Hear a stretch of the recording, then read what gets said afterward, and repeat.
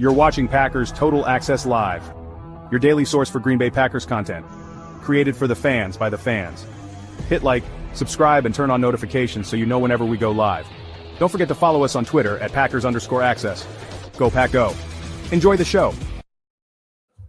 What's up, guys? Welcome into the PTA Postgame Show. My name is Clayton. You can check us out on Packernet.com. Find me on Twitter at Packers_access. You can email us, PackersTotalAccess@gmail.com. You can text us 865-658-5824. Join alongside Tim in Green Bay. We've got Emilio in Tennessee probably joining us here in a second. We'll see if he makes it in there. He might have had a daddy soda or 12. We'll keep the door open for him. We'll leave it that way. But obviously, the Packers get a huge win here in Seattle, 30-13. Man, I got to be real. It was hard looking at Twitter in the second half, and I'm going to try my best not to rant because, boys, we just beat the Seahawks 30-13. We were 2.5-point favorites, and there are still people complaining. Man, I'm telling you, this is not the post-game show for you. Probably want to go somewhere else and rant. Because I'm telling you, Tim, I don't know what else to do. I don't know what else the team can do. Like, what? You're muted, brother. I'm glad you are. I don't know if I want to hear what you got to say. I'm glad I was muted. I almost cursed. I said, at least we don't got to listen to him complain about the pass rush anymore. Right, exactly. But it was a backup quarterback, I'm sure. Anyway, Dennis Shook with the first super chat. Appreciate you, Dennis. He said, this offense is different with Romeo. This D is different with Edgerrin Cooper. They took their foot off the gas and still spanked the Hawks. Go Pack Go. Completely agree, Dennis. Phenomenal game. Edgerrin Cooper, real deal. And, I seen some people on Twitter saying, well, he's not even a starter. He had starter reps the last game he played before he got hurt. His reps have went up every game this season unless he was banged up. He's a starting linebacker. We still have a rotation. It is what it is. Edgerrin Cooper's an absolute dog. Absolute dog. Yep. Romeo Doubs too, Tim. We were a little concerned him coming back from the concussion. Will he be? I don't want to use the word skittish, but will he be kind of maybe not himself? Bro, he was an animal out there tonight. It was a lot of fun to watch. Crushed it, man. Welcome back, Rome. Welcome back, Coop. Right, two guys we've been missing here for a while, and they came back in a big way for us tonight. And but yeah, man, Rome played fearless, dude. And that second tutter, man, that was it almost defied logic. You almost watch it live and you're like, there's no way he caught that ball. And then you look at it, it's like, wow, he caught that ball. Rome is a dog too, right? Yeah, absolute dog, man. No doubt about it, man. And again, we're going to go through all the stats. There it is right there. Again, Dennis, thank you so much for the super chat, buddy. You hit the nail on the head there with Romeo and Edgerrin. Mike with the super chat says, do we have a run defense and a pass rush? Wow. Yeah, everything kind of clicked tonight, and I know it got shaky at times, but overall, man, this team, everything to me gelled really well. I know I was having a conversation with Justin and other people about that play calling going into halftime. You guys know my stance on that. I've said it all year long, and I know the majority of the fan base disagrees with me. Protect the middle eight. Protect the middle. You won the middle eight 3-0, right? It's huge.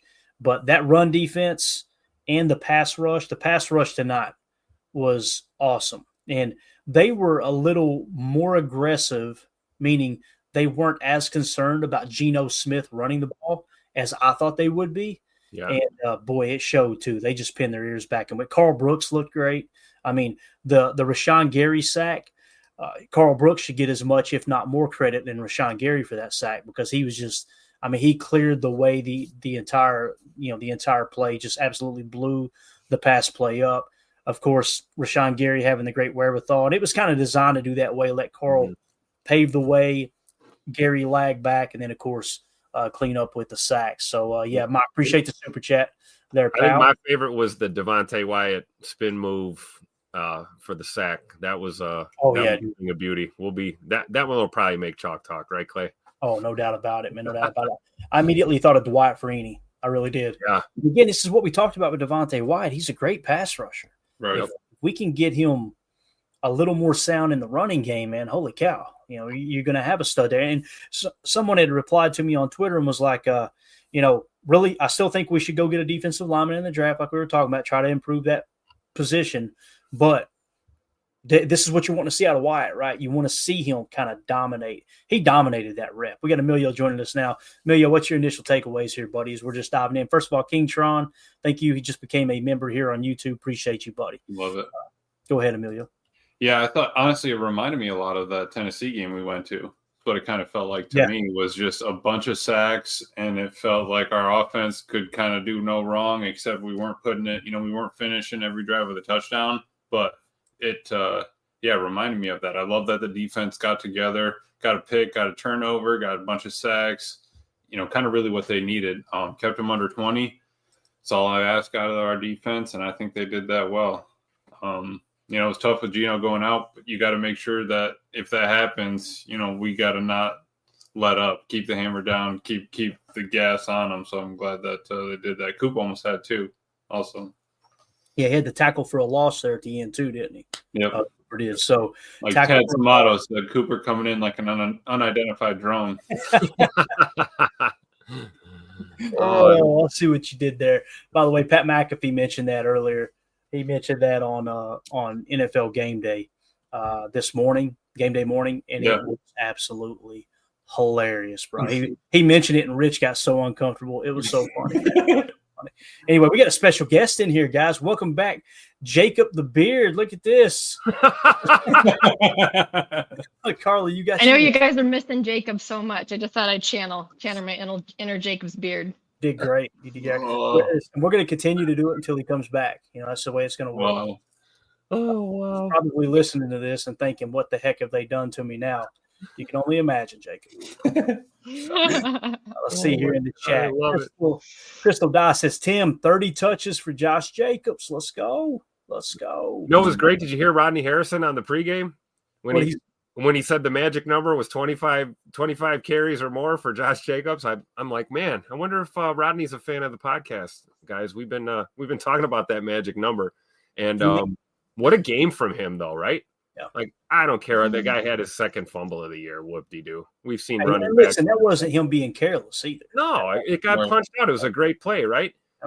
Two fumbles on the year. Come on, I'll take that. We've seen running backs with 2 or 3 fumbles in one game. So I think Josh played very well today and really helped carry us, man. That it's no secret, man. This offense really gets humming off that run game. Feeds off the run game. Mm-hmm. No doubt. Mm-hmm. And pulling the stats up here real quick. Just wanted to take a quick look at it. Josh Jacobs, 4 targets, caught all 4 targets for 42 yards. Also had 26 carries for 94 yards and a touchdown, a long of 19. So, dude, just an absolute workhorse. And I mean, you touch the ball 30 times in a game like that, right? And I think what was it that we already deleted it, didn't we? No, there it is, 30 touches. Yeah, 30 times in a game. Chances are you're going to fumble sooner or later. It's going to happen. Now, whether the other team recovers it or not, that's the question. But I thought he's protected the ball pretty well this year. And I haven't looked at the numbers comparatively speaking across the rest of the league, but it feels like he's protected the football considering how much he has ran. He's only had 2 fumbles all year. That is not bad at all. Yeah, that's 100. Yeah, I'm that happy right now with only 2 fumbles. Exactly. Jay Cole in the chat says Edgerrin Cooper is going to be Defensive Player of the Week again. I don't even know if we should do the contest. We should just go ahead and name it Edgerrin Cooper, right? I mean, you're talking about a sack, an interception, and a tackle for a loss. It's untelling how many tackles. Let's see here. Oh, he led the team in tackles too. 7 tackles. 2 tackles for a loss. My bad. Yeah, we might as well just close up shop. Although Kingsley and Igbare, 2 sacks on 1 drive, right? 1 series, 2 sacks. So just a great job. You see him right afterwards asking for a breather. Yeah, let me get one, actually, but I can't be running that special team. I can't do punt return right now. Exactly. Let me just get one. Exactly. Let's see here. What do we got? Coach Lynn. Coach Lynn in the chat says Stokes looked good tonight. Tim, you said that right before we went live. And Coach Lynn, I didn't notice it. And I'm not saying he looked bad either, right? I remember Carrington Valentine on that 1 drive, pass breakup, then the pick like 2 plays later. I didn't really notice Stokes much, but Tim said the same thing, so it's got to be true, man. How does a prelim PFF number of 74 sound for defense? Woohoo! Yeah, we'll take it. And I think to your point, Clay, Eric Stokes is one of those corners that when you don't hear a lot or you're not seeing him a lot, that's a good thing. That's a good thing for him. And a lot of what he did well tonight was not get cooked. And I thought he tackled well. I thought he played a really solid game. And we got a hell of a game out of Carrington Valentine as well. This was, that speaking it into existence, man. We had that positive vibe going into this game saying that our corners were going to step up when we needed them to. And they really did. Yeah, JSN had a few catches, right? Metcalf was able to do a few things early on, but all in all, man, we held the Seahawks offense to 13 points. I mean, I'm elated and ecstatic about that, man. Yeah, same, man, same. All right, looks like we got Jordan Love at the podium, Tim. If you want to hook me up with that link. Actually, first let me hit Dennis Shook here. Super chat. Caleb would like a word. Caleb who? What are we talking about here? Caleb who? I'm missing it here. Who? Who? Who's Caleb? Okay, what are we talking about? Caleb would like a word. Y'all catch that or me? Or is it? Am I lost? Missed that one. Dennis Shook, help us out here, bro. I think you've been in the ganja tonight. Caleb would like a word. That devil's lettuce. That giggle bush. I'm not sure. He said Valentine. He meant Carrington. Okay, got it. Okay, Hey, yeah. hell, you call him whatever you want, man. He had a great game. You know what I mean? And I'm with you on that, Dennis, for sure. I thought Carrington, like I said on Twitter, man, either Carrington starts the next game or we march on 1265. That's the way it's going. Yeah. Oh, did you? And the thing was, the dude threw the same route twice. Like he sat on the first one, almost picked the fade route, and luckily that was looked like we only kept X up, and there was just a 6-man blitz on that, and he got it peeled off his guy late, jumped it. I thought he was going to go down. He said, no, I wanted to take it. Lost us 5 yards, but we'll take it. And let's see here. Donovan Schilling said, thank you for the super chat, Dennis. Donovan Schilling said, all hell Toyota-thon. Tim, give me that screen grab. Let's go to QB1 at the podium here, bro. You got it. Defense doing a great job getting the ball back for us. But, that's when we're at our best is start fast, getting the ball, putting up points, and going from there. What kind of comfort does it give to a quarterback when you got a running back and just start again and give it to him 8 straight times? Mm-hmm. A lot of confidence, especially when he's running the ball the way he is and coming up with some big gains right there. I think when that guy's hot, you just want to keep giving him the ball and feeding him. And, I think just his ability to stay in there and, just take those hits and keep running the way he does. It's a special player for sure. And we look at this turnaround for you individually since the bye. How much of that's because, when you have that running game, it seems to make things easier at your position throughout the league, right? Definitely. Whenever you're running the ball well, the next stop is the defense going to try and figure out a way to take that away. And, they might load the box more, do things like that. So anytime you can run the ball, I think it just helps set up play action too and set up some more stuff down the field. Jordan, every week, do you feel like more of a connection with Christian? Like you just kind of know where he's going to be and where you can put the ball in areas either to get pass interference or at least get a catch? No, I think me and Christian, all the receivers had a great connection. I think just trying to get him those targets has been something we've been trying to do lately.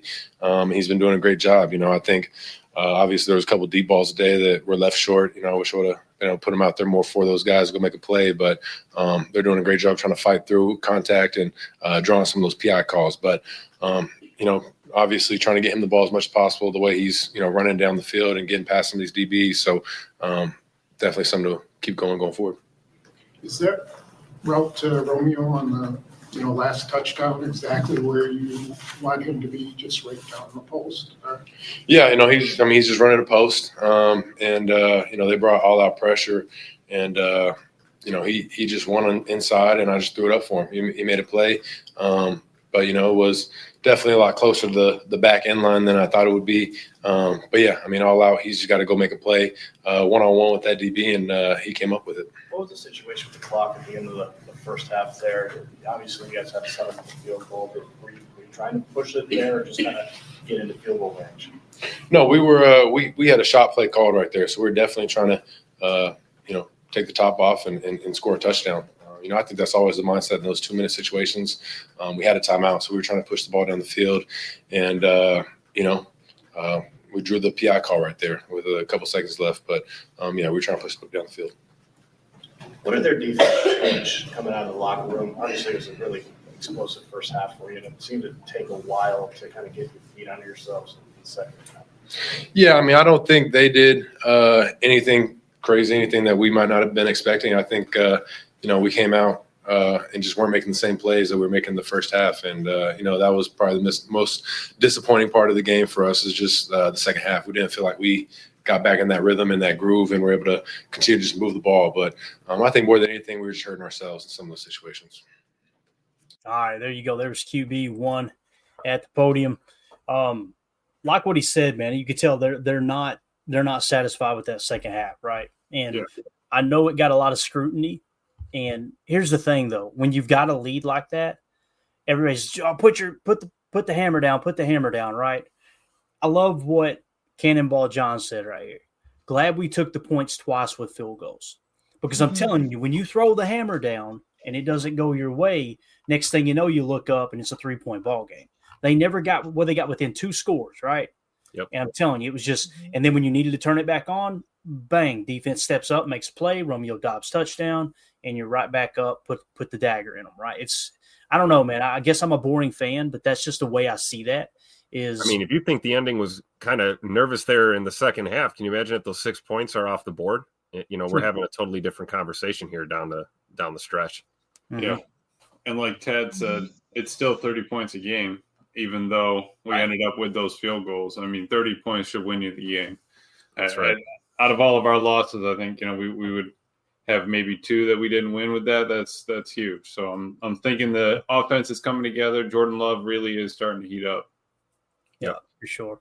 Dennis, Did you guys hear about what Josh Jacobs or what the sideline report? You're going to have to Thanks. It's a lot easier to talk this way anyway. Yeah. It itches too, don't it? Sucks. They get in my mouth. All this right, yeah. craft hair. Yep. Go ahead. I'm sorry. I was going to say, did you guys hear what the sideline reporter said about what Josh Jacobs said about like living and being in Green Bay? He said that he hasn't had this much fun playing football since college, that there isn't that much due to Green Bay, but that's all right because all he wants to do is play football. And he said he's having the time of his life. I love it. I love that attitude on this team. And that's the type of people that thrive in Green Bay. Yeah. Like if you go back to Brett Favre's problem in Atlanta, he was 22, 23 years old, I guess, something like that. Just got a ton of money getting drafted, and they threw him right into the big city of Atlanta, Georgia, and he just did a bunch of stuff he wasn't supposed to do. He comes to Green Bay, and there ain't nothing to do, right? And I'm telling you, it's all ball all the time. And the players that complain about that, you don't want them in Green Bay. You don't want Terrell Owens in Green Bay, right? Yep. How many rings did Terrell Owens win? Somebody remind me, So it's all ball all the time, and Josh Jacobs, he definitely fits that. I'm so glad you brought that up, Carly. It's huge. Dennis Shook in the chat said, "I'm convinced Toyota-thon love is a real thing." I giggled at it every time somebody mentioned it, Dennis, but it is a real thing. I'm convinced it's a real thing. So let's see here. Thank you for the super chat, Dennis. Appreciate you. Godsmack AR69 with the super chat. You could see it in Seattle's backup quarterback's eyes. Get me off the field. Number 55 is going to – Yeah.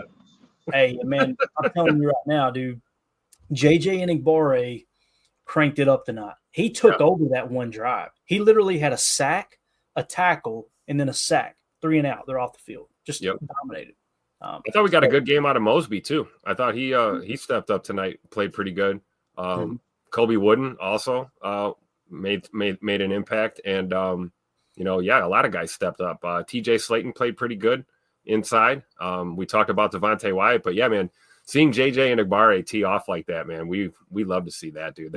He's like a spark to that edge room for sure. And that was big. The whole pocket was being pushed, right? It wasn't just Kingsley going to work on his own. I mean, you had Rashawn squishing it. Kenny had a good game, I think, squishing the pocket. Yep. Rashawn had that sack. I think everybody who was it? Was it LVN? It was Carl Brooks that wrapped around the dude and still got the sack. I mean, that's absolutely great. And the look of Enagbare is awesome. No gloves, tape the wrist, got the sleeve on it. Yeah, exactly. Yeah, I'm digging it. Godsmack, thank you so much for the super chat, bud. We appreciate you. Let's see here. Elder Grimm earlier said, post-game PFF. I don't even want to know what happened in the chat. Post-game PFF. Emilio just started, and then he took it off. Adrian Cooper, 95. Carrington Valentine, 90. TJ Slayton, 89. Now, again, those are going to change, and they may have already changed if you go through and check them out. But the post-game PFF had Edgerrin Cooper at a 95, Carrington Valentine, 90, and TJ Slayton, 89. Let's go. Let's go. TJ only got talked 13. about that, right? Oh, go ahead, Emilio. I was going to say, TJ only got 13 snaps, too. 4 run defense, 9 pass rush, according to PFF. And wasn't it like the first drive, I think, Tim, that he got to run stuff? It seemed like Yeah. first drive set the tone. Go ahead, Tim. What were you going to say, man? Oh, I was just going to say, we talked about it in the pregame, right? We talked about the X factor was going to be this defense. You know, we had no doubts that our offense was going to put points on the board. You know, like Emilio said, 30 should always be enough to win the game. We knew we were going to do what we needed to do offensively. This defense really turned it up a notch. Being down Jair, I thought our secondary stepped up very well, played solid, and that those guys up front in the trenches, man, might be the best game they played this year, honestly. Yeah, for sure, man. All right, let's go to Matt LaFleur at the podium. Tim, if you get that grab when we ready, let's do this. Yeah. Let's see what the QB or what the head coach had to say. Just the tip that made a difference for us.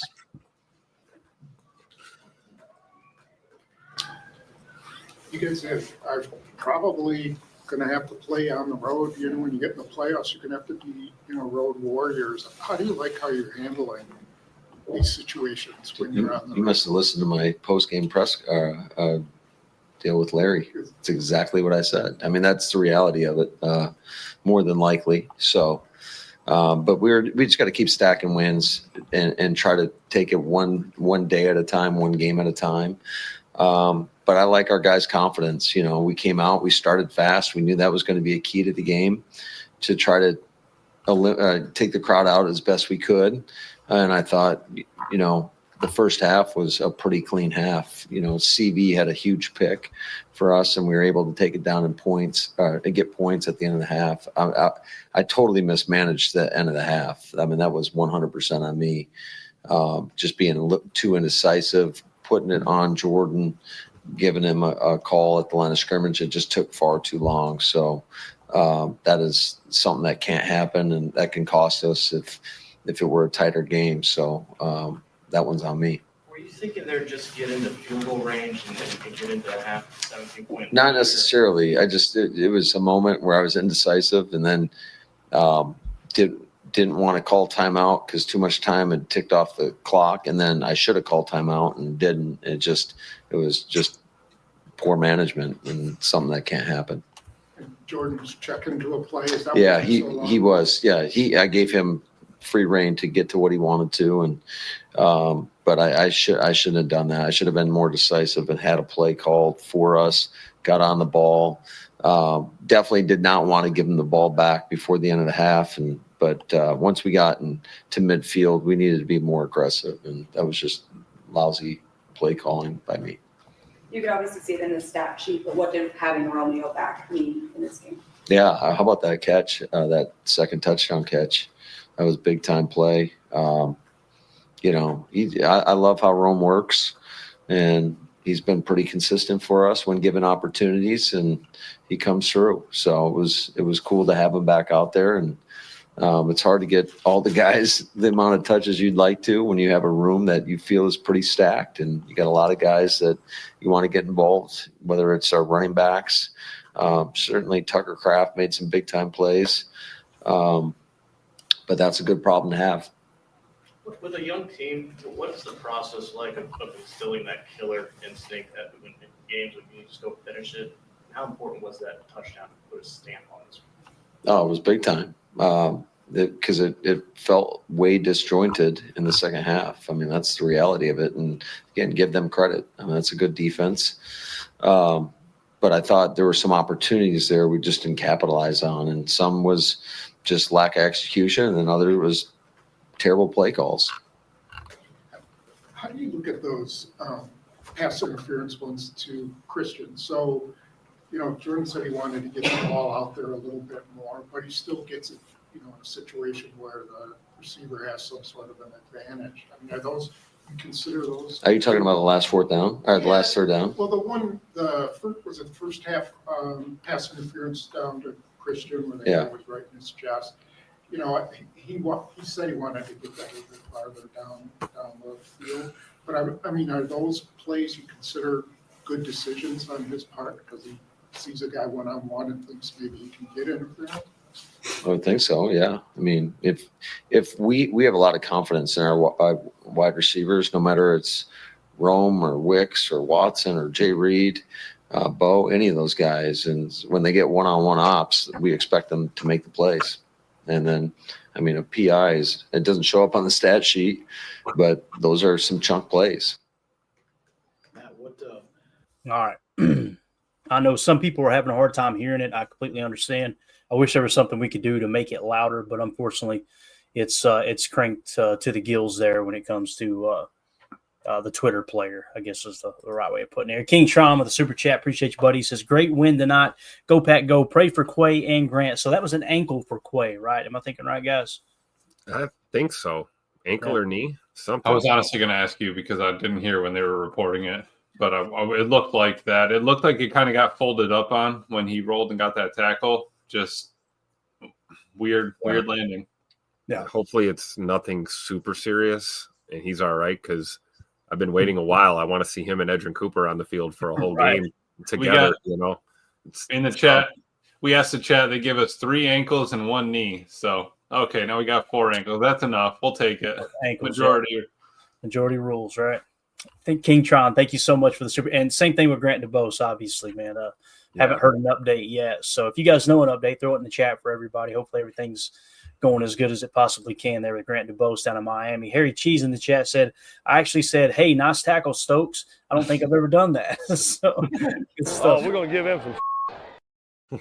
Eric Sutherland, Stokes brought respect to the Eric name tonight. I love it. Sutherland says, as he has his Caleb Williams munching on a corn cob picture there. So leave it at that. Harry Cheese also said he's tied with Rodgers for most touchdown passes in his first 30 starts, talking about Jordan Love. That's pretty wild. That is wild. Again, man, people still like to hate on Jordan, and I know there's ups and downs, but he started this game 10 of 11.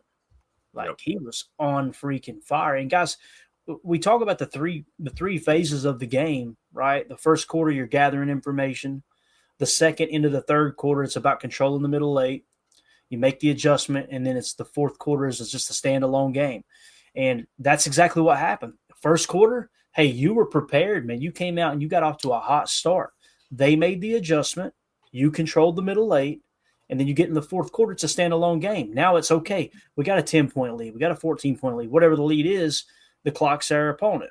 Now you call the game and I know it's a 3 and out and people get frustrated, but it's about winning the ball game. It ain't about boat racing people. If that happens as a byproduct, awesome, So, but yeah, that whole thing there, if that's true and he's tied with Rodgers for touchdown passes the first 30 starts, holy cow, dude. That's awesome. So appreciate that information there. Mr. Harry Cheese. Nate Dizzle in the house says, good question. Was LVN injured? It did feel like we didn't see him in the second half much, didn't it? Yeah. I don't know. I have a snap count of 25 plays for him. He had 8 run defense, 17 pass rush, and no coverage. So the last I remember with him was the thumb, right? He had he jacked his thumb up in the Detroit game. Right. They had to tape him and he came back in, and I think he popped up on this week's injury report with that. Tim, didn't it seem like we saw a lot more Mosby and a lot more Cox out getting legit reps? Yeah, for sure. So I wonder if Mosby got 22. I feel like that's a lot for him. Anibari 22, Rashawn had 29, LVN 25, Brandon Cox had 20, Carl Brooks 27. I mean, they were. And that's what I like about when our D-line can stay like that or all around the 20s. Everybody's splitting about – looks like the total Eric Stokes was in for 59 plays. I think that is the max. So out of 59 plays, they're basically splitting them, 20 to 30 reps a piece. I love that. That way keep them fresh, keep the speed on them. Yeah, and I think LVN probably did tweak something because, he was playing well. I don't think it's because of his play. Mm-hmm. Maybe he did get hurt. Got hurt. Right. Yeah. Did you guys see Edrin Cooper's story he shared earlier before the game? No, but I saw someone talking about how he called it. So he just shared a picture of Michael Myers on his story, like he was going to be playing. Everybody was like, "Oh, he's definitely playing." That dude's he's awesome, dude. Like that, he's just got the right mindset, man. He really does. It's awesome. Zach Cruz on Twitter just tweeted out, Packers defense had 6 players with a sack, 7 players with a tackle for a loss, 9 players with a quarterback hit, 4 players with a pass defended. Finished with 7 sacks, 10 tackles for a loss, 12 QB hits, 6 passes deflected, plus the 2 takeaways. I mean, let's go. Somebody put some spec on Jeff Hafley's name. So, all right, let's see what else in the chat. We got all kinds of super chats. I gotta get caught up here. Seth Reuter with the super chat. Thank you, buddy. Which wide receiver we pay now? Both. And again, this is why I said a long time ago, Seth, go to both of them and say, hey, man, let's get out in front of this thing, right? A little more guaranteed money, lower cap hit, right? And try to get them both under contract now. And it doesn't mean that heavy cap hit kicks in now. It just simply means, all right, you got them locked down. They get their money up front. You spread it out over the duration of the contract. But, yeah, you're right, man. I thought the same thing. When Romeo made that catch in the back of the end zone, I went, oh, my God. Yeah. Which one do I want more, Christian Watson or him, right? Because it's going to be hard to pay them both. And who ran those? Who ran those 2 routes on that max protect play? Those 2 we're talking about right now, Christian and Romeo. And he had Christian on that outbreaker too. I think he got that corner turned around. He could have thrown it to him, but throw it over the top where there's no safety, no chance. Yeah. Realistically, you can pay 2 wide receivers. You can. It's just going to take resources away from other aspects of your roster, right? Like for example, trying to pay your right tackle. Now, think of the teams who have paid 2 wide receivers. The first one that comes to mind for me is the Chicago Bears. We don't want to be that, right? We don't want to be that. But the window's open and you want to kick some money down the road, you could go that route too, right? You could definitely go that route. So, Seth, I'm with you, man. Yeah. I don't know how to answer that, Bub. I can give you $1.99 back. I don't know how to answer it. I think the answer is both. I think you at least try, right? I mean, especially when you consider like these 2 guys are playing at such a high level and they bring different aspects to the receiving threat. They're not the same type of receiver. And so they're a good tandem. It's good complementary guys to have. So there's an argument for a guy like Scoot and Rome to stay on the team. It's just, can you financially make it happen, Yeah. And again, Seth, thank you so much for the super chat, buddy. Good to see you in here. Badger Trio with the super chat. Appreciate you, pal. He says, we'll be at the Monday Night Football. Place be rocking playoffs clinch. Could you imagine Monday Night Football against the Saints, a beat-up Saints team? You win, you clinch the playoffs. Woo-wee. Let's go, baby. Let's go. The beer cheese curds will be crispy, right? The elk stroganoff will be smooth down at the 1919 Kitchen and Tap. Man, you kidding me? A nice 11-4 on the board. Let's go, dude. A little snow flying on Monday night. Not much, just a little snow. Everybody can still get home okay, snow flying. Oh, yeah. You good? Yeah, it disappears before it hits the ground, just enough to stir it up. Gonna be an awesome night. Get to pay a little tribute to Mark Murphy. It's gonna be. Dude, what a night, man! What a night! I might have to book a plane ticket, boys. Y'all got me thinking about it. Here's a guy. I might have to make that happen. When is that? It's next Monday, right? Yeah. I can move some things around, I'm sure. I'll be hell. I think we might be able to make that happen. Let's see. I might pop up in Green Bay next Monday. We'll see. Again, Badger Trio, thank you so much, buddy, for the super chat. Godsmack AR69 with the super chat. Thank you, buddy. As much crap I gave Coach LaFleur last year, he's as accountable as it gets, and he should be in the Coach of the Year conversation. Just someone, for the love of God, hide his red flag. Still love him. He is, 0 for 6, guys? 0 for 6. How did you guys feel about the one he challenged? I seen everybody roasting him. I thought he was going to win it. I think that was one of his better ones, honestly. One of his closer option to one. Right. The camera angle was what got us. If he had a side camera angle, like we've been always talking about, if we could have had one straight on the side, we would have at least had a better shot. Yeah. And then I like how we forfeit our other challenge late in the game by pissing away our 3rd timeout. So we had a challenge left, but we couldn't use it because we didn't have the timeout to back it up. So yeah, it's tough, but I agree, Clay. I thought the same thing. I thought it was, at best, it was pretty close. It was worth taking another look at. We've seen much worse challenges from Coach LaFleur. But I'm happy that he stepped up and was like, hey, man, like at some point, sometimes I have to tell Jordan, hey, this is the play, let's run it kind of thing, rather than giving him too much time. I mean, we don't want to pull. We were close to pulling what the Bears did at the end of the Lions game there at half.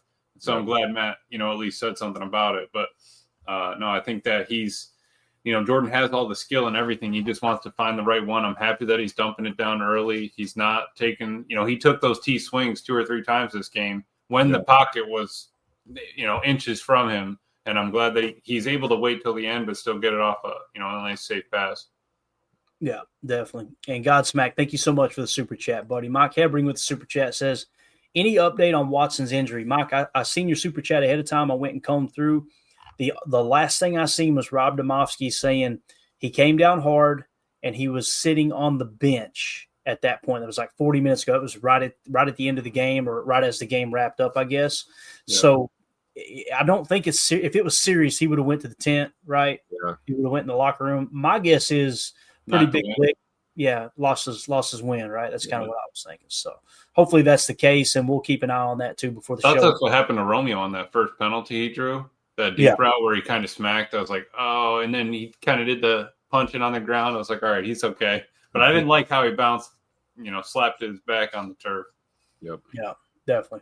And again, I'll keep an eye here on Twitter to see if anything comes back in there with Christian Watson. Thank you for the super chat, Mike. Dennis Shook with the super chat says, I want to wish you gentlemen and everyone in the chat a safe and Merry Christmas.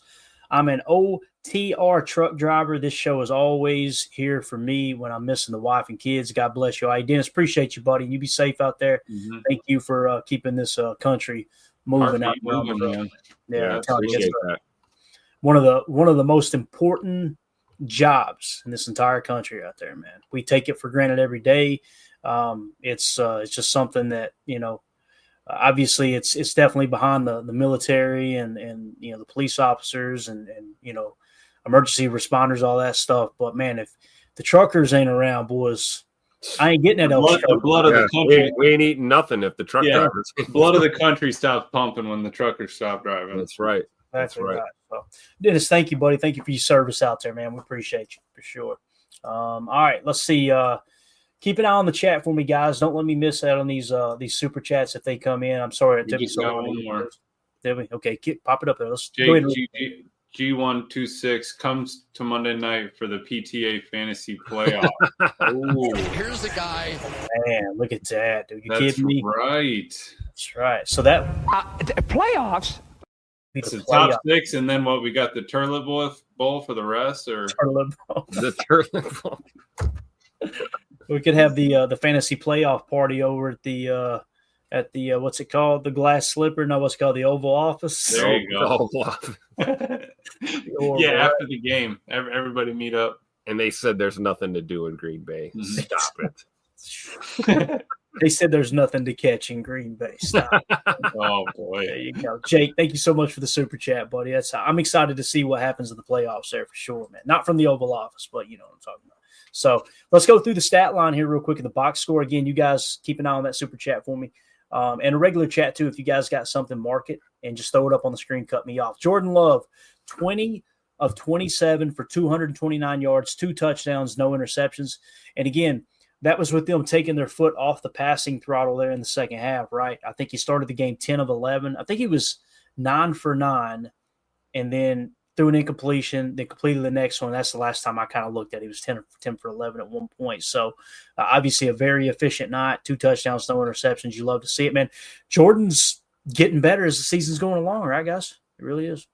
Yeah, absolutely. I mean, that's what you want to see is growth. And, he's been around for a while, but, it's his second year as a starter, guys. Like we've always talked about, let these players develop how they develop. And you're seeing it week to week now with Jordan, man. He's just continuing to get better. No crazy risky throws today. Even on throwaways, he was able to he threw a dart of a check down to Josh Jacobs on one of those where he was scrambling backwards. That was impressive. Where just maybe a month ago where we were seeing him throw picks in those situations. Right. And even his late over the middle decision, Tim, to Christian Watson, there was nobody else around. Obviously I was sweating it, gave the D-line a little shake, threw it, but there was nobody near him. And he left it short, it short rather than leaving it long. Yep. Yeah, that was beautiful, man. So he's really protecting the football. Just playing smarter. Yep. He has to, right? He's got a young team around him still. He's at some point got to take charge, run the offense. Matt gave him that freedom. He's got to make the decisions. He knows that he missed, he's the one dishing the rock. He's got to get it there if he can, Think about that, man. It's Jordan Love and Elton Jenkins are the veterans on that offense, aren't they? Yeah. That's wild to think about. Like who is the longest tenured offensive player that we have? Jordan. It's got to be Jordan, right? Well, Elton, I think Elton. Yeah, be Elton, then Jordan, and I think that's it, right? I mean, other than that, everybody's younger than Jordan. So there you go. King Chom with the super chat. Appreciate you, buddy. He says, thank you for all the kind words. I'm tuning in from a trucking terminal as we speak. Merry Christmas to all. Love the show. Stand up, men and women. Appreciate you, Tron. Thank you. Thank you for your service out there, brother. I appreciate that. And you, so awesome about the show. All the listeners make this, right? Mm-hmm. That's great, man. It's just kind of keeping everybody. We'll start getting some PTA stickers made up, Clay. Start flapping them on the windows so we know when we drive by we can just honk at them. Get them on those 18-wheelers. Yeah. Yeah. We'll get the honk or we'll get the bird, one of the two, right? You know what I mean? We have our enemies too. Let's don't kid ourselves. Yeah. Okay. Let's go to the running game. Josh Jacobs, 26 carries for 94 yards. Jaden Reed and a touchdown. I apologize, along with 19. Jaden Reed, 3 carries for 27 yards, along with 13. Emmanuel Wilson, 3 carries for 9 yards. Chris Brooks, 1 carry for 6 yards. Jordan Love, 1 scramble for 4 yards. The running game, when they broke out the jet sweeps, I thought it was a great timing thing. And I think they went to it twice on one drive too, because they really started to load the box. That's how when we're talking about when's the right time to run the jet sweep, that's it. When they start loading the box and you get all those bodies inside the tackles, turn that jet sweep loose, especially with Jaden Reed. It was fun to watch tonight. Mm-hmm. Now, they did get one in the red zone, and we got a little Emilio immediately. You saw my text when that happened. Trying to put a quarter in me on that one. Yeah. But they were setting it up all game, though, right, Clay? They had from the start, we're running jets. We'll throw it in an orbit. And then we finally went back to it. I was wondering if they were ever going to tie in the orbit. They finally did, but it was more, reversed out of that tight formation. That's something we ran last year, that real tight, and then, get Tucker out there and let him go to work. Yeah, definitely. Tim, you got anything to add to the running game here, buddy, before we move on? Anything? Yeah, that magic number again for Mr. Josh. 26 carries, I just love to see it. Wish we could have cracked 100 today, but that's all right. We'll take the 94 yards in a tutter. That's all good. Had to have been the second half, though, right, Tim? What we were 7 rushes for 8 yards at one point when they put that up there. That's tough. Yeah. I don't know what happened. I think, Sean Ryan was doing all right, but he got turned a couple times. Oh, yeah. And one time when they were doing that zone right, I think it was on that 4th down or something. It looked like Sean Ryan, Elton, and Tucker were all going right, and then Josh Myers goes left on that zone, and the dude slipped right underneath. I'm wondering that's the kind of stuff that can't happen in the playoffs. All those things need to be hammered out. They probably should already be gone at this point. But if it's something where we're, it's not a pull and everyone's supposed to be zone right, we need to be on the same page. Yeah. We can't have 2 guys blocking 1 guy when we're not running duo. That's not a good look. Yeah, definitely. Packers Kingdom said we did a lot of screens. I love it, and it was successful. That's the other thing, right? You start keying in on the run, little screen game, get those guys moving upfield, get that box loaded up, kick it out there, get a +1 hat count, and you're off to the races. So I thought Matt LaFleur made adjustments when he needed to. Listen, I think he said it best, the presser. It wasn't his best second half, that's for sure. Yep. But you did everything you need to do to win this ball game and take advantage of every situation for sure. Donovan Schilling in the chat says, "Hey Clayton, what's your feels on all the reverses, specifically the one within the 10? LOL." Yeah, it's just tough, man. There's that quarter. Yeah, bro. When you get inside the 5, especially, it's like, what are we doing here? We're trying to run 42 yards to get to. Like, listen, I'm from Kentucky. I'm an idiot, but I know that's a shorter distance running around the world. You know what I'm saying? Mm-hmm. It's just now when it works, you don't complain, obviously, right? I'm as guilty as anyone, but it is frustrating when you see Josh Jacobs like he is as good as anyone inside the 5, and then tonight it didn't apply, right? Yeah. And again, I didn't complain. Emilio, did I complain in the chat? I did not. No. You were just trying to put a quarter in me. No, right? I Donovan was the one, and Tim was the one, okay? I was over here mediating. I was just making mine in the privacy of our group text. That's what I was talking about. So Yeah, there's nothing private here. No, I used all the quarters at the car wash this week, bro. I was trying to get the truck cleaned up. They're all gone. I'm not putting another one in. Badger Trio with a super chat. Appreciate you, pal. He says, first win in Seattle since 2008. Let's so go. many horror games. Yeah, that's a great point, man. First time since 2008. Now, we've dominated them here lately, but that Lumen, whatever it's called now, Lumen Field, obviously been a tough place for the Packers to win. So that's a great How about thing. them Packer fans and those "Go Pack Go" chants you heard on the TV copy? Did you hear that? Yeah, dude, It was like This was loud. Lambeau West, man. That was a takeover. I like it. Yeah, definitely, man. Definitely. They were talking about that in the pregame. A lot of green here. I thought they were being talking about lime green? They're talking about the fluorescent green. No, there was a lot of Packer fans there. So love to see it. And you can only imagine, man, a Packer fan on the West Coast, if they can't afford to make it to Lambeau, you get an opportunity to obviously, watch your favorite team play closer to home. You're going to try to make it happen. I bet we do got a lot of Packer fans out there on the West Coast for sure. I love that picture. Kidding me. Thank you for the super chat again there. Was at Badger Trio. Appreciate you, buddy. And, let me go back to that real quick. We'll get to these other super chats. It just hit me. Like, when was the last time Aaron Rodgers won in Seattle? Did he ever win in Seattle?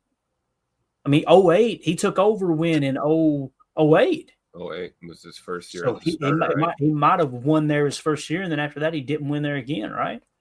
And again, I ain't trying to turn this into Rodgers hate. I'm just saying, like, it's another thing that, like, holy cow, when you look at what Jordan's done, that's being compared to Aaron here of lately. So again, Badger Trio, thank you, buddy. Mike Hebring with the super chat, appreciate you. Matt admitted he sucked at 2-minute time management at the end of the first half.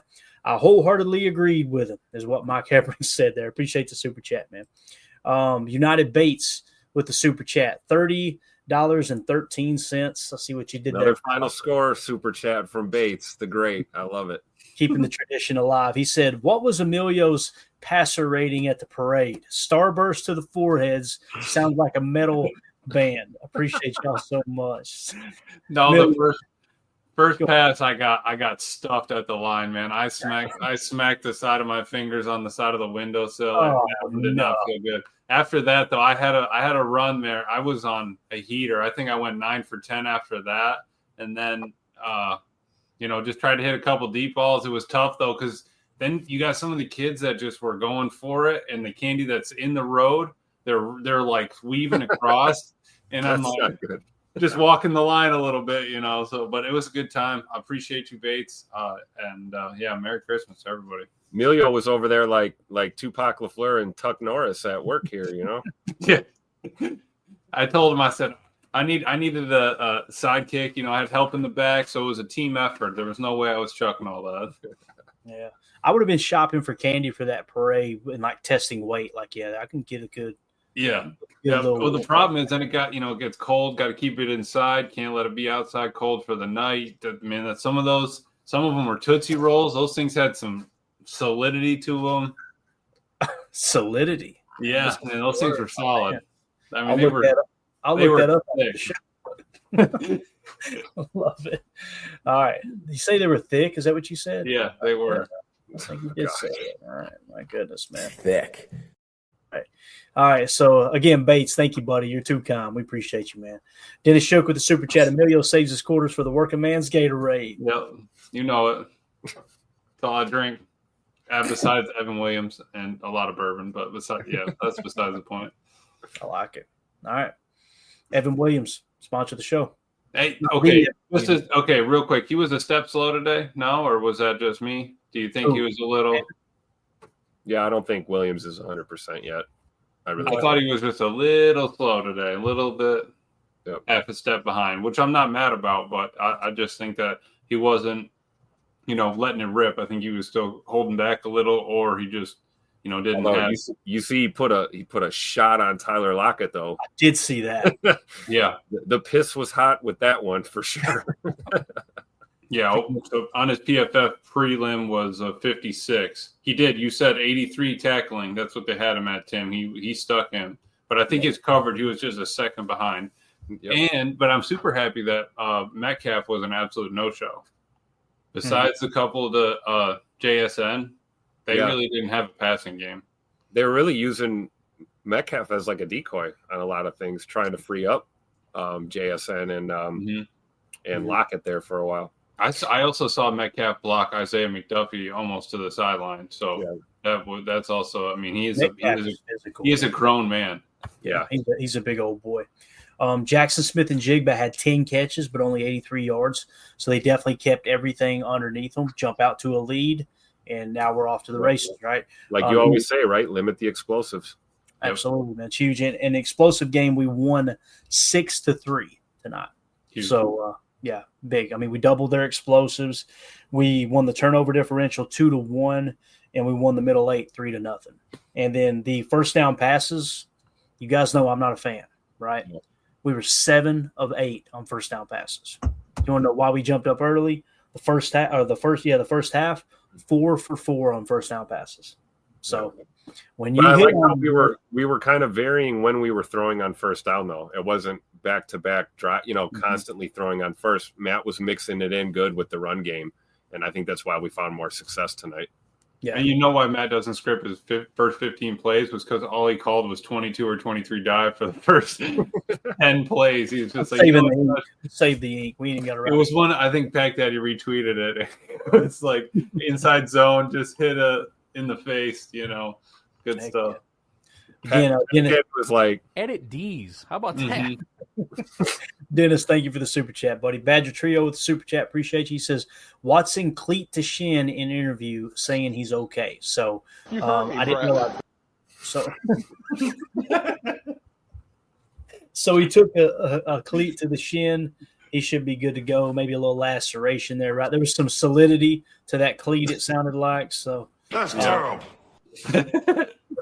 Badger Trio, thank you for the update, buddy. Appreciate you finding that for us, man. Nothing like a listener paying us to tell us what we need to know. It's absolutely awesome. That's why we have the best, man. The posse is the best. It's awesome. I'm going to have to put you guys on the payroll here. Godsmack AR69 with the super chat. Appreciate you, buddy. Says, is Josh Jacobs the best Green Bay running back on screen receptions since Amon Green? I love Aaron Jones, but it felt like he had lineman hands at times. I don't think that's a crazy statement, Godsmack. Josh Jacobs just looks smooth in the transition of catching the ball and getting upfield. Like there's no hesitation at all. And sometimes it did feel like Aaron Jones was turning before he caught the ball because he's a slasher, right? Josh Jacobs is a patient runner. He's a patient player. You can tell when he cuts, he's gone. But it was like Aaron Jones was shot out of a cannon. He's just slashing. He's just all over the place. You know what I mean? Yeah. Not a bad thing. I'm not saying it's a bad thing, and we're not dogging Jonesy. But, I think I would agree with that. What do you guys think? I feel like Josh Jacobs might be a better screen back than Aaron Jones and maybe the best since Amon Green here, as Godsmack says. I would agree with that. Tim, do you remember what that was they put on the screen there? It was Josh Jacobs had I forgot what it was. It was since 2003, I think he's run, was it the most yards per game or something like 100 yards over the past 8 games. Dude's just been tearing it up. I think his hands are there, and he's a good outlet for Jordan Love. He's not. Once we hammered out his pass blocking issues earlier, we can hit him on the couple block slips and just have him. And Love took those T swings and those checkdowns, which is huge, which we had a problem with earlier in the season when he kind of wanted to force it down the field. Yep, I agree. Yeah, Coach Lynn says Lloyd is the slasher whenever we get him back. That's the other thing. We still haven't gotten him back. That's going to be a lot of fun to see him in this offense. Tad Samato, man, this one hit home with me. Best since Tony Fisher. You guys remember Tony Fisher from Notre Dame? Remember that name? Back early 2000s. My first game I went to, he caught a swing pass for a touchdown, ironically. He was a lot of fun to watch. Tony Fisher. It was Tony Fisher, Amon Green, and Najee Davenport, if I remember correctly. Okay, there we go. Najee Davenport. I was talking to Mike Wall about this. I'm like, man, Najee was a power back, wasn't he? He went, no, he's a world-class track guy. He was speed. I was like, you got to be kidding me, because he played like a fullback, but they said he had track speed. pretty wild to think about that combination, man. That's terrifying. So again, Godsmack, thank you for that super chat, but appreciate you. Let's see here. Jason Y with a super chat. Thank you, pal. Says, did you guys see Dan Campbell's onside kick attempt with 12 minutes left in the game? What is he without his coordinators? That's the thing, Jason. With the way that game ended, if he didn't do that onside kick, and at the time we were live for the pregame show, and it's like, I guess he feels like his defense can't stop him. But at the same time, hindsight 2020, if he doesn't try that onside kick and they get a stop, like the field position aspect, they might win that ball game. That's crazy to think about. And again, it's going to catch up to him. As far as what is he without his coordinators, I completely agree, man. Like, I feel comfortable saying that when Ben Johnson leaves, it's probably going to be Antoine Randall that'll become his offensive coordinator. I think that's his receiving coach right now. But when Ben Johnson leaves, and if Aaron Glenn gets it, he may not get a job now after what the Bills did to that defense. But when they leave, man, I do think that Dan Campbell's going to struggle, I believe. What do you guys think about all that there? I would agree. I think Jason's onto something there. Yeah. I mean, honestly. I mean, we got to – it's not to take any credit away from Dan Campbell, but you also got to be real, right? It's definitely the staff that they put together there that is a big reason why they're finding the success that they've had recently, for sure. Whose coaching staff got littered over, or blistered over the offseason? The Ravens got absolutely lit up. What were they? 8-5, 9-5 right now, something like that. They're still good, right? It's not like they're not a good team. You go through a lot more ups and downs and hiccups. And Lamar's got 30 touchdowns and 3 picks or something. So it's not like he's playing bad, but you go through a lot of turnover. There's a lot more that happens, to most NFL teams in coaching turnover than have happened to the Lions. And then also them starting to have to deal with a couple years being at the end of the draft cycle. You're not getting those first 10 picks each year to build your team up. And then, you get 3 years of 10, first 10 picks and then go from there. Yeah. Yeah. Again, Jason, thank you for the super chat. Dennis Shook with the super chat. My old man called Najee the closet crapper. I don't know what that means, Dennis. Hope I didn't get canceled just now, but I appreciate the super chat. Let's get it up. You on the butt and you poop my hand. So perfect. Perfect job. All right, let's go back to the box score here real quick. We were talking about their receivers, like I said, Jackson Smith and Jigba, 10 catches, but only 83 yards. Just shows you they've really kept him in check, keeping His receiving is tough. DK Metcalf, 3 catches for 28 yards, only 3 targets. He caught all 3 targets, but again, that goes to what you guys were talking about, kind of bracket covering him, keeping him in check and making him go underneath. Yep. Noah Fant got 7 targets, only 3 catches for 15 yards, and you can see, man, they were laying his ass out when he would catch a football, man. Yeah. They were really flying to the ball. It was a lot of fun to watch, for sure. So, our receivers, this is wild, man.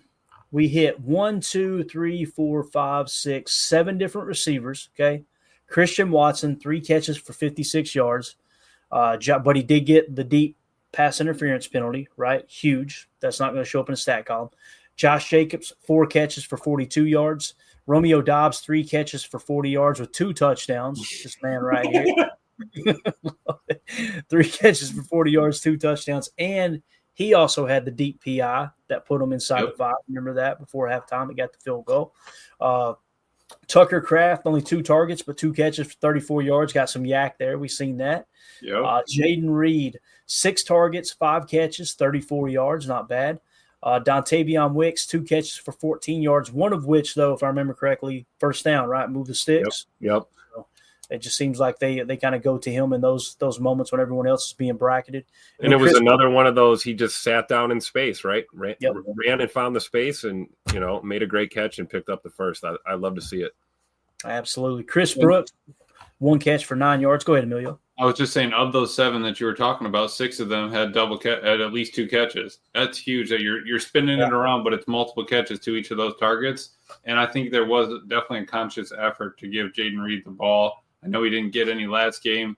We gave him 3 carries. We had, 6 passes. Let's get him. I think on the board was get Jay Reed 10 touches, and then try to get everybody else at least 5. Kind of. Tupac LaFleur was cooking tonight. Yep. Definitely was, man. And still, what's crazy is you score 30 points on the road, right? Tough place to play. And you still come away going, man, we could have done so much better. You know what I mean? That says a lot about a team and the opportunities and the position you put yourself in for sure. King Tron with the super chat says, last chat. Honestly, we keeping 23 after this year. Man, I tell you, it got loud this week, boys. It got loud. We talked about it a couple times on the shows, right? If you can, Tron, this is the way I'm going to answer it. It's kind of a cop out. I'm just going to admit to it. If you can guarantee me he's going to play in 14 games next year, I'd say, yeah, let's keep him. But based off what's happened, it's like, man, how many times are we going to – and that's why I think Goody's probably going to go to him at the end of the year and be like, hey, let's restructure. And if he bucks, then you might hear some trade rumors, right? You might just hear it. I don't know, man. What do you guys think? It's tough for me. It really is. I would agree, but we don't have a crystal ball, right? So we don't know. Is he going to be available? How available going forward? It's not just the current. I think he's dealing with a PCL injury or something in the knee. That's not the only thing he's dealt with. You know, he's had the groin, the shoulder. You know, there's a multitude of problems. But he fights to try and get on the field. And yeah, it's frustrating we haven't seen him on the field. So I think if he's available, I want him. I want him on my team. But that's the question is, you know, you can't make the club in the tub, as they say. So it's just tough. My gut would say, yeah, if he's healthy going into next year, let's run it back. But if not, yeah, we gotta ask some serious questions. Yeah, I second both of those.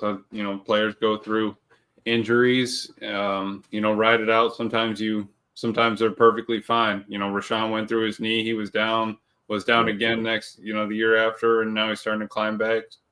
Maybe it's just a bad year and it's moving forward from here. But yeah, it's tough to say right now.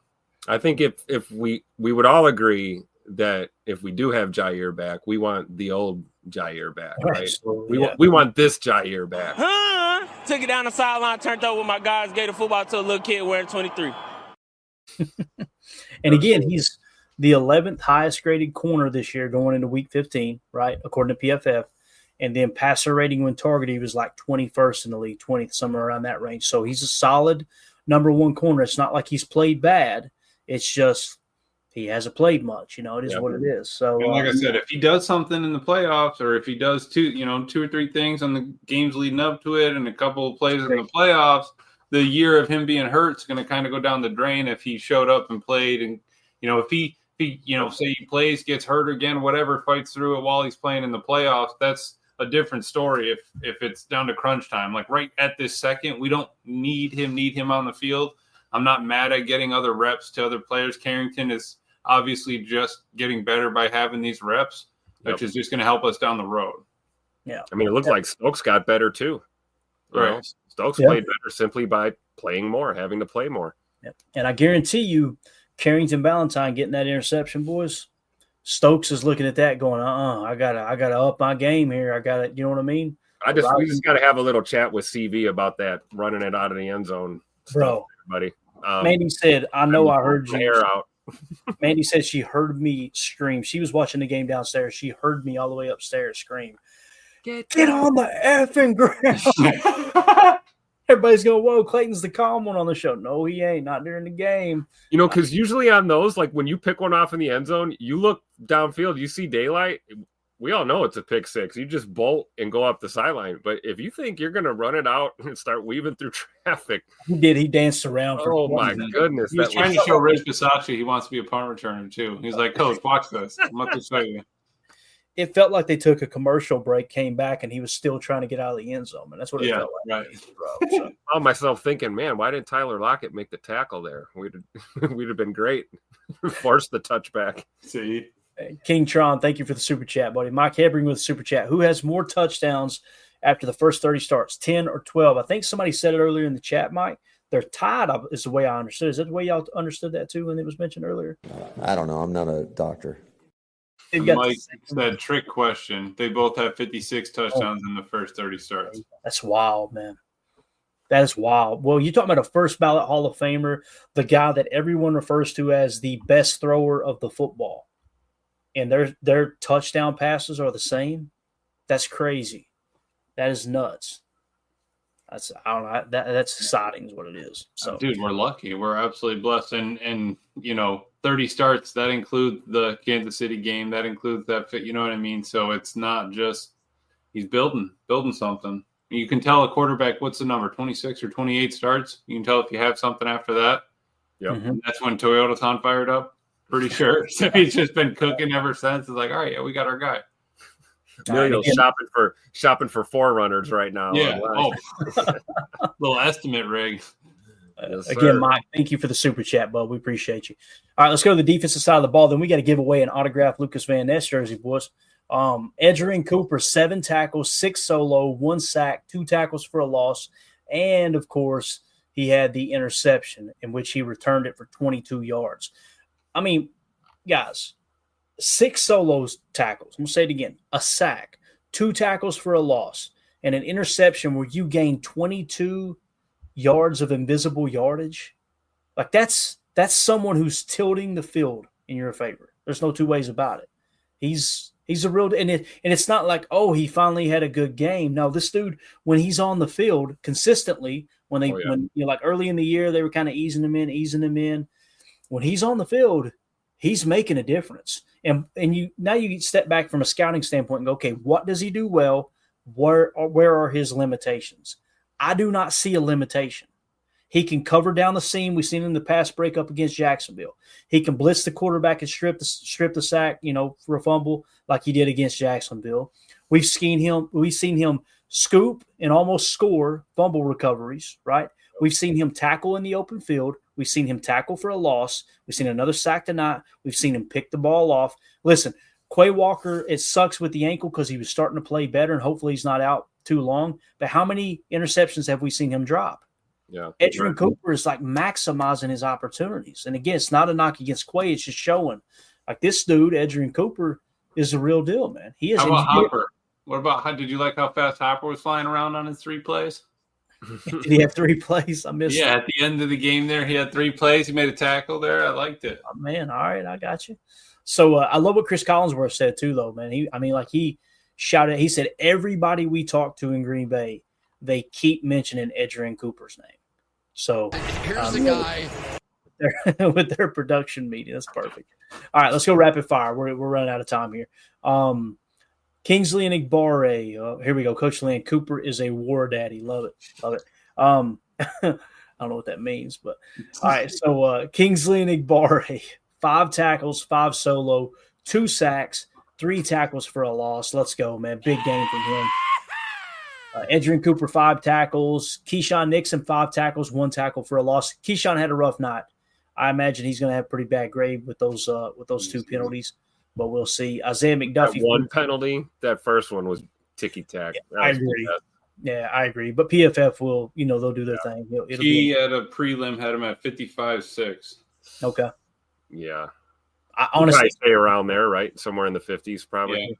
So. I'd say so. I hope so. All right. Sliding down here, Rashawn Gary, 2 tackles, 1 sack, 1 tackle for a loss. He also had a pressure on one of the sacks early. Who was it? It was the Cooper sack. Gary got the pressure. He just dog walked the left tackle right into Geno Smith, pinned him against the tackle. Edgerrin Cooper smacked him in the mouth with an F. Let's see else on here. There's your boy Stokes, had 3 tackles. All right. Brenton Cox Jr., 2 tackles, 1 tackle for a loss, 1 sack. Here's the guy. Devontae White, 1 tackle for a loss, 1 sack. Carl Brooks, 1 tackle for a loss, 1 sack. And the Rashawn Gary sack, Carl Brooks absolutely blew that play up. It's not going to show up in the stat column other than a pressure, but that dude, he annihilated that offensive line. That's the reason Gary got that sack, no doubt about it. So, but again, Rashawn Gary, 4 sacks in the last 5 games. So, Toyota-thon working for Rashawn Gary too, boys. So, it is what it is. You have to buy the team a set. I don't know. Yeah. Everyone's going to be driving in. Might be time for a new official vehicle for the Packers, Yeah. There you go. Sponsor the show. Carrington Ballantyne, 3 tackles, and he also had the interception in the end zone. That's a big swing. And I believe that was after he dropped one. He almost had a pick on the previous play. Yep. They targeted him again, and this time he comes up with the ball. I love it. Yep. Love plays like that. And I think that was in the middle late, if I remember correctly, boys. Yeah. That was right before halftime. So that won you the middle late.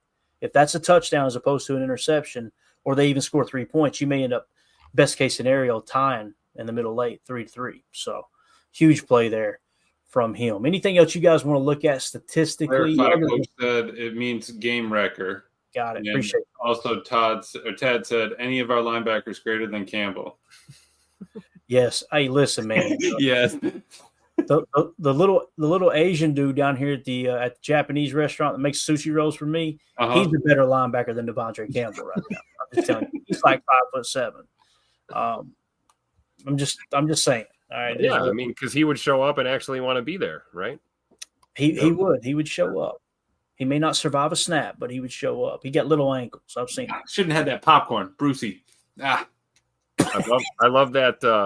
Did you see? You guys see John Lynch basically called him out on it after that game? What did John Lynch say, man? He was pissed at Devondre Campbell, and the scuttlebutt that I'm hearing is that they're trying to pursue max suspension so that they can't, they're not going to reward. I think it was Ari Miroff that ran with that story, but they're basically going to try and suspend him and make sure that he can't, go to another team this year.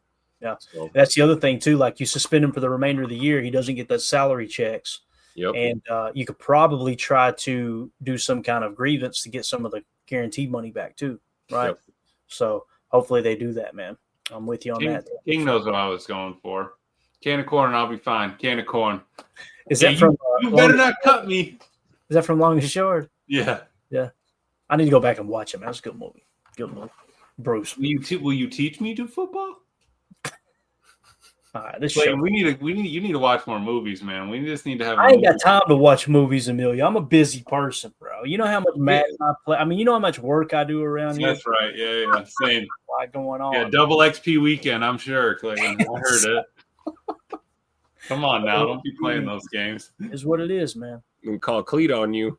Yeah, Uncle Cleat out there getting his name passed around. And all right, he did pretty good tonight, right? What do you guys think, real quick? Right? I thought the officiating wasn't a complete dumpster fire tonight. Wasn't bad. Honestly, I can't think of one play where I'm like, oh man, that's a horrible call. I can't. Probably because they hit us with like 5 Seattle penalties right off the bat. We were like, Cleat's doing his job, man. That a boy. Great job. Funny how that works, right? Oh man. All right, let's give away an autographed LVN jersey, guys. Just so Eric Sutherland doesn't say it's rigged here. We got all 131 entries. These are the people in our Patreon group as well as Donovan. Look at this already. Unbelievable. This is our. You're an amazing person. You know that, don't you? Patreon members and our YouTube members, okay? Just a way for us to give back to those who are supporting the show. Put everybody's name on the Larry McCarron pinky wheel. You see that pinky hanging on for dear life right there. That looked like who was the backup quarterback tonight for? Was it Sam Howell? I think it looked like Sam Howell hanging on in the pocket right there. How about these hands? That's what he was drawing up in the play. He said, all right, we're going to go trips right, and then you just run an out route, okay? If we can get you on that, we'll be all right. All right, what we're going to do here, we're going to hit shuffle a couple times here so they can't say. Somebody in the chat tell me how many times we should shuffle this thing. Give me a number. It don't matter. 1, 2. Well, don't make it like to 100, please. Give me between 1 and 10 here, all right? Yeah, a realistic number here. Between 1 and 10. Give me a number between 1 and 10. First one to do it, you don't win anything. 3. 3 right. from Chris N.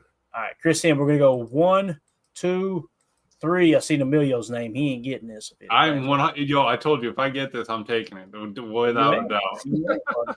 I'll do everything I need to. I'll email you or whatever. I'll prove who I am, but I'm taking that thing. All right. Emilio, I don't think you got the paperwork to prove who you are. All right, here we go. Let's spin it. Winner of the autographed LVN jersey. Oh, man.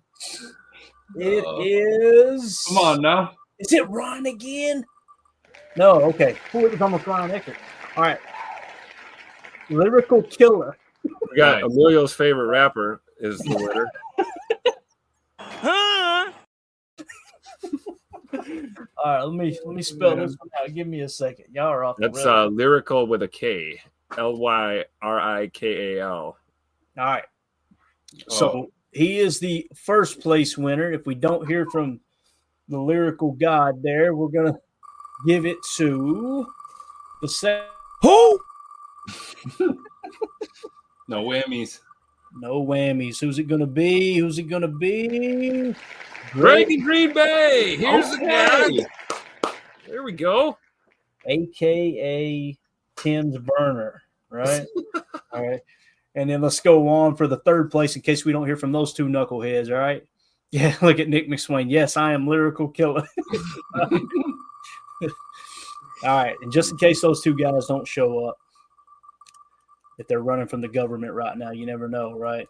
It's going to be Matrix Jackson. All right. Yeah. Cool. There you go. There are you.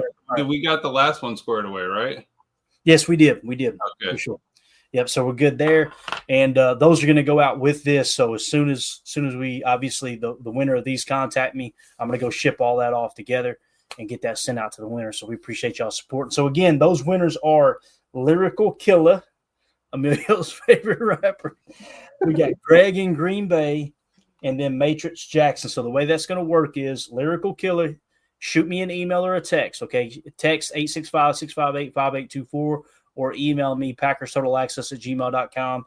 If we don't hear from them, Greg in Green Bay will be the winner. If we don't hear from Greg in Green Bay, then it will be Matrix Jackson. So all three of you, whoever hears this, shoot me a message, and that way we can get everybody in line in case the first place or second place winner doesn't come forward. Does that make sense, guys? Yeah. I probably watched that, didn't I? That's all right. No, you're good. No, it That's makes good. sense. Everybody who got their name called, message him. All right. That's it. All right, guys, we're done. Appreciate everybody hanging out with us. This was a lot of fun, man. This was it's a good post-game show. We had a lot of laughs. That's going to be me here in a minute. I got to put a towel on my head. That's that Victory Monday swag, man. That's going to be my outfit tomorrow. That's my outfit. Yeah, so tomorrow morning here in a couple hours, we're going to do a Good Morning Lambeau Victory Monday edition. So we'll be in here with the coffee and maybe a little bourbon in the coffee. Who knows? Little right? coffee talk. Little Irish cream. Bro, tomorrow's going to be hectic for me. It's going to be wake up, do Good Morning Lambeau. Immediately following that, got to run into town for about, 2 hours. And then come back, break down the tape, get Chalk Talk ready, right? Do the evening show. And then Tuesday we'll do Chalk Talk. And then I'm going out of town Wednesday. So the goal is to take everything with me Wednesday so we can do at least one show on Wednesday. Although, yeah, that'd probably be the best thing to do. So we could do a show on Wednesday. So we'll figure it out. If we can't, maybe you guys can fly along there and do a show for me. That'd be helpful too. But we're going to go to North Carolina and hit the mountains, see some snow and all that good stuff, man. We got a good little trip planned. So nice. But we should just be out of the loop for one day. We're going to go tubing up there too on the mountainside. So I might come back with a neck brace. You know what I'm saying? That's the way it's going to work. Oh, yeah. All right. Appreciate everybody in the chat. Seriously, you guys were awesome tonight. All right. Chat was lit up. If you would hit that like button, hit the sub button for us. This was a lot of fun, man. These post-game shows are what it's all about, for sure. What makes what we do absolutely so worth it, for sure. I like this, Larry, in the chat. Thanks, guys, and Carly the Beard. Great win. Go back, go. So let's see if we can give a shout-out to all the Super Chats, man. There was a bunch. I'm going to go rapid fire, okay? We go Dennis Shook, Mike Hebring, King Tron, new member, Dennis Shook, Godsmack, King Tron, Seth Reuter, Badger Trio, Godsmack, Mike Hebring, Dennis Shook, King Tron, Jake G126, the Badger Trio, Mike Hebring, United Bates with the Big Dono, Dennis Shook again, Badger Trio, Godsmack, Jason Y, Dennis Shook, King Tron, and Mike Hebring again. Thank you all so much for the Super Chat. We really appreciate y'all supporting the stream. So that being said, you guys got anything else? We good? That's it, I think man. we're good. Another dub in the books. Can't That's wait right. for Victory Monday tomorrow, man. Let's get it. That's it. That's all. Go get a nap. We'll see y'all in the morning for Victory Monday. Everybody have a wonderful evening. Go Pack. Then we go. Bye, guys.